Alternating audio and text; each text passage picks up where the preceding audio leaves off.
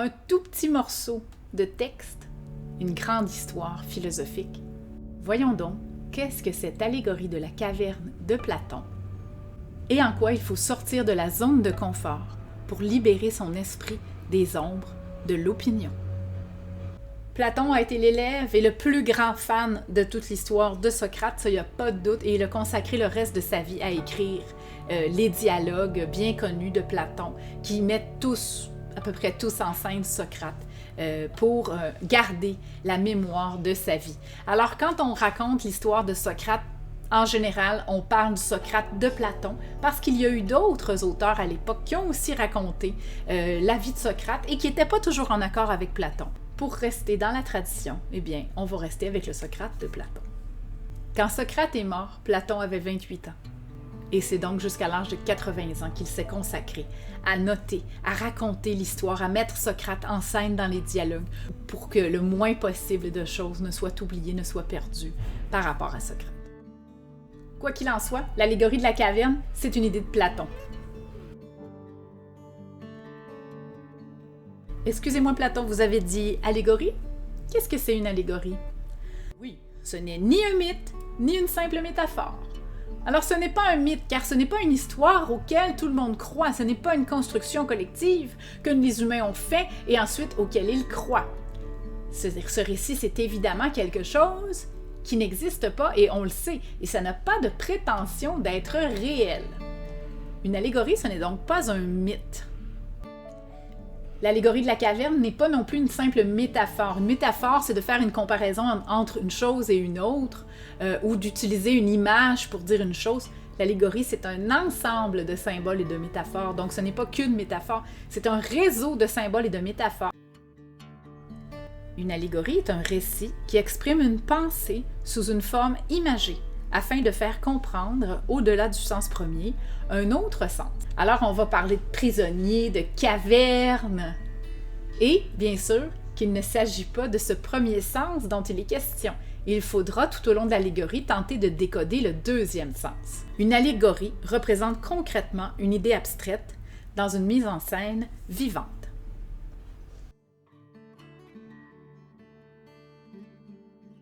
Nous avons ici des prisonniers attachés, enchaînés depuis toujours par des chaînes. Ces prisonniers sont nés là, ont grandi là et sont enchaînés depuis toujours là. Ils n'ont jamais rien vu d'autre. Vu d'autre que quoi? Que le fond, le mur, la paroi de la caverne. Cette paroi, cependant, n'est pas une simple paroi de caverne ordinaire. De l'autre côté d'un mur qui les cache, se trouvent des marionnettistes.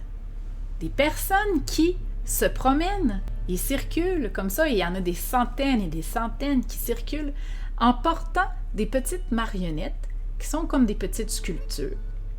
Et puisqu'il y a un grand feu de l'autre côté du mur, eh bien vous avez tous déjà joué aux ombres chinoises, eh bien ces marionnettes projettent des ombres sur les parois de la caverne. Les prisonniers ne font qu'une seule chose depuis toute leur vie, c'est de pointer ces ombres et de dire « Qu'est-ce que c'est ?» de les nommer « Ceci est un cheval, ceci est un chien, non, c'est un loup, ah oui, tu as raison. » L'autre dit « Mais non, c'est un renard. » Alors tout ce qu'ils font, c'est nommer, reconnaître et nommer ces ombres qui sont pour les prisonniers la seule et unique réalité.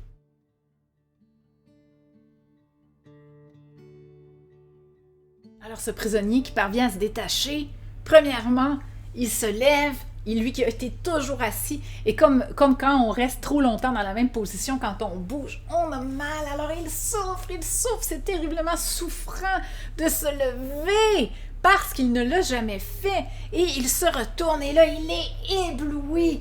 La lumière du jour qui est bien plus claire que la lumière de l'ombre proche, que ce qu'il y avait, le peu de lumière qui provenait du feu sur les murs, sur la paroi de la caverne, eh bien, il est ébloui et il souffre. Donc, que faut-il retenir à cette étape? Ce prisonnier sort de la zone de confort, car aussi misérable soit-il, attaché, depuis toujours enchaîné à faire qu'une chose, eh bien, c'était confortable. Maintenant qu'il peut en sortir, qu'il peut se libérer, en fait, ça le fait souffrir immensément. La plupart des prisonniers à qui cette chose arrive n'ont qu'une seule idée, retourner s'attacher. Mais ce prisonnier, qui a une sorte de naturel philosophe, va quand même, par-dessus sa souffrance, continuer d'essayer d'explorer parce qu'il est mu par une curiosité. C'est quand même assez incroyable. Depuis toujours, on n'a vu que différentes choses. Et là, en se libérant et en voyant, en retournant la tête, on voit autre chose. Alors même si ça fait mal, il continue sa quête exploratoire. Alors même si c'est souffrant, le prisonnier s'aventure hors de la caverne. Le problème, c'est qu'au début, il est tellement ébloui qu'il ne voit rien.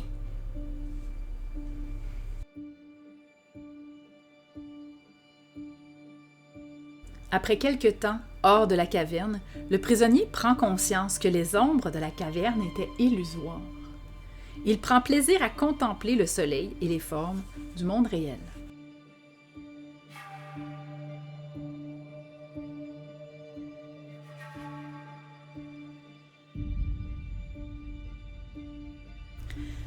Maintenant que le philosophe est sorti et que c'est très clair, il a envie de rester là. Il a envie de rester dehors. C'est beaucoup plus beau. C'est le vrai monde, c'est le soleil, c'est la nature, c'est tellement beau. Plutôt que de s'enfermer dans une espèce de caverne sombre. Mais, selon Platon, le philosophe a le devoir de retourner à la caverne pour libérer les autres qui sont restés attachés. Que se passe-t-il quand, après avoir été dehors, au gros soleil, on rentre dans une maison très sombre avec tous les rideaux fermés? On ne voit plus rien. C'est ce qui se passe avec notre philosophe qui revient de l'extérieur. Il revient, il dit à ses amis, mais en voyant pas rien, il s'enfarge, il se cogne. Les autres disent, voyons, qu'est-ce que t'as? Ah, il faut que vous veniez dehors, il faut que vous veniez avec moi.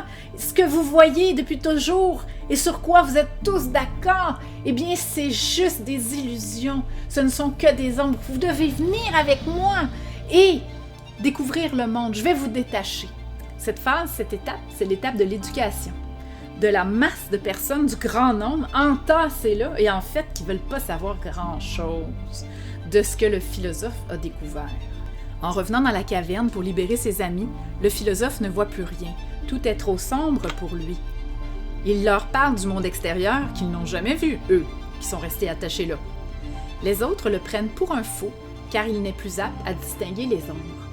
Les autres disent « Ok, tu nous dis qu'est-ce qu'on voit là, qu'on est tous d'accord pour voir. Toi, tu nous dis que ça n'existe pas, que c'est une illusion. Et que toi, qui est bizarre là, depuis que tu es là, tu te cognes partout, eh bien, tu nous dis que c'est dehors que ça se passe, puis qu'il y a des vraies choses à l'extérieur d'ici, qu'il y a une réalité que nous ne connaissons pas. Nous sommes si nombreux à voir la même chose, et toi, tu n'es qu'un seul. » Le philosophe qui est sorti dehors, ses yeux ne sont pas encore adaptés à la noirceur de la caverne, ben en fait, il ne voit plus rien. Donc, il n'est pas capable de distinguer les ombres. Alors, les autres, ils disent « Eh bien, voilà, t'as fait je sais pas quoi, t'es allé je sais pas où, qu'est-ce que t'as pris, qu'est-ce que t'as consommé, mais t'es devenu fou, t'as perdu la tête, t'as perdu l'esprit, t'as perdu la raison. Il est hors de question que nous te suivions. N'oublions pas que le philosophe les avait détachés. Et le philosophe continue, un peu comme Socrate. Mais je vous jure, je vous le dis, vous vous trompez. Ce que vous prenez pour la réalité, ce n'est pas vrai. Vous êtes dans l'erreur, vous vous trompez. Eh bien, ils le tuent. Et confortablement, ils remettent leur chaîne.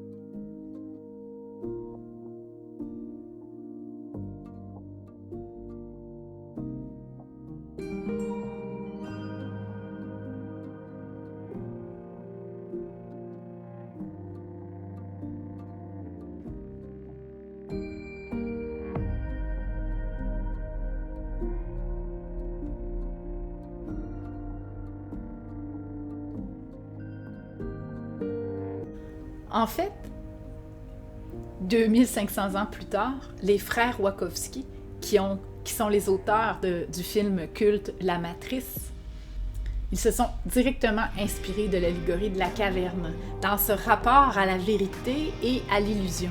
Et ce qu'ils nous ont fait réaliser, c'est que c'est vraiment pas tout le monde qui a le désir de vérité. Eh bien, il y a Néo, qui est le héros. Et évidemment, quand on lui propose « Est-ce que tu veux connaître la vérité? » Tu as un sentiment que quelque chose ne va pas. Tu as le sentiment que ce que tu vois, ce que tout le monde pense qui est vrai, qui est bon, ben toi, tu as comme un vague sentiment qu'il y a quelque chose qui cloche et que dans le fond, il y a quelque chose qui va pas avec tout ça. Eh bien, quand on vient lui proposer la pilule rouge ou la pilule bleue, on lui dit « Si tu prends la pilule rouge, tu auras accès à la vérité réelle. » Dans ce film, la vérité réelle est accessible. Si tu prends la pilule bleue, toutes tes angoisses, tout ce qui fait que tu te sens pas bien puis que tu sens qu'il y a quelque chose qui va pas, ben ça va disparaître. Et tu vas te sentir confortablement dans ta réalité, qui n'est pas la vraie réalité, mais c'est ton choix. Avec la pilule bleue, tu n'y penseras plus. Que fait Néo? Prends la pilule rouge. Et c'est le début du film, parce que sinon, il n'y aurait pas vraiment de film. Et la réalité qu'il découvre est pour le moins horrible.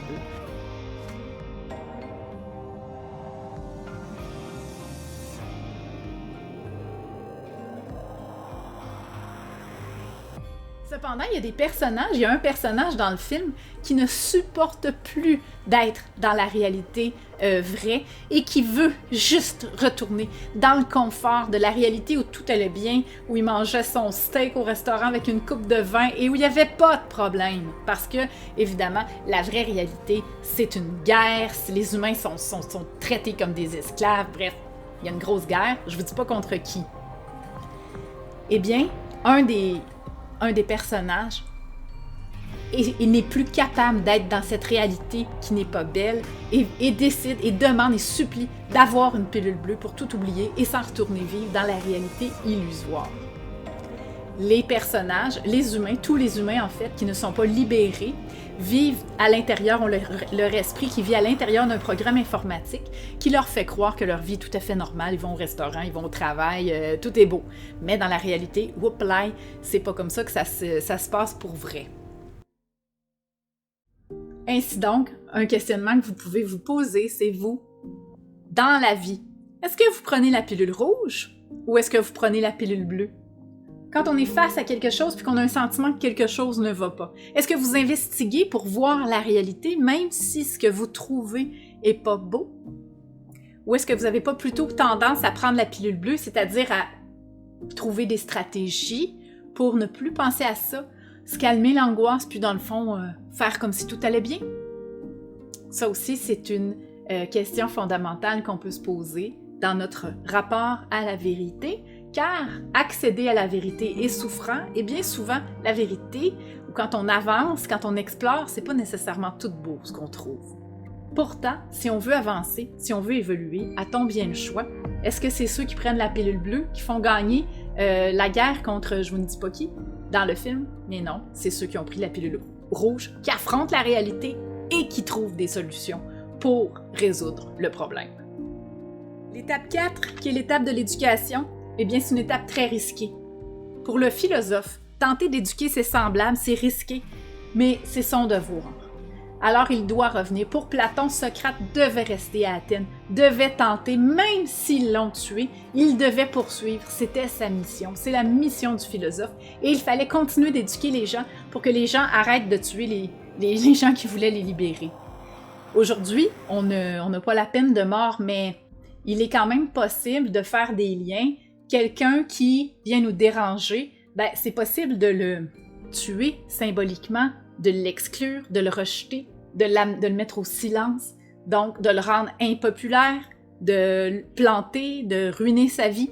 Donc, il est encore possible aujourd'hui pour des gens qui ne veulent que aider et libérer les gens des illusions qui sont les leurs, eh bien, c'est possible de se faire tuer à un autre niveau. Et ça peut être extrêmement souffrant aussi, parce que là, on reste en vie pour le sentir.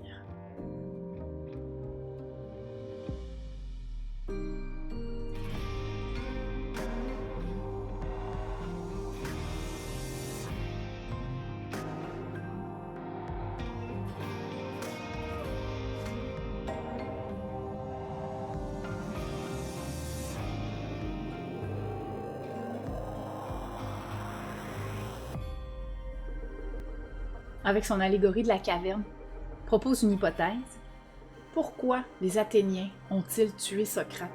Eh bien, il explique que ces Athéniens sont comme les prisonniers d'une caverne et plutôt que d'apprécier l'aide de leurs semblables qui voulaient les libérer et les amener à évoluer, ils s'en sont débarrassés et se sont privés d'évoluer, de grandir et de devenir meilleurs.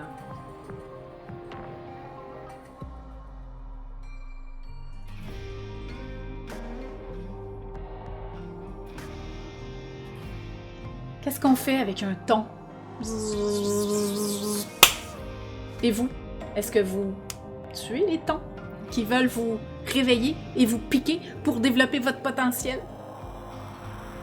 Quelle est votre attitude en face des gens qui essayent de vous pousser à vous améliorer et qui pour ça vous disent que ce que vous faites, c'est pas parfait? Est-ce que vous êtes ouvert? Est-ce que vous l'appréciez? Est-ce que vous reconnaissez là un geste de respect envers vous, même un geste d'amour? Ou est-ce que vous prenez ça comme une insulte, puis vous le prenez personnel, puis votre orgueil fait en sorte que vous ne prenez pas le commentaire, vous ne prenez pas le conseil, vous ne saisissez pas l'occasion? Ça aussi, c'est une réflexion qu'on peut faire dans l'allégorie de la caverne.